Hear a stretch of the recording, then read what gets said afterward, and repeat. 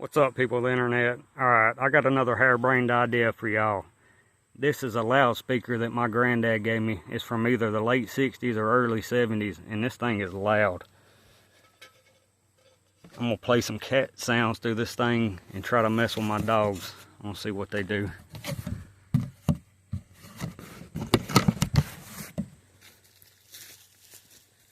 The dogs are out back. I'm going to start playing these cat sounds and see.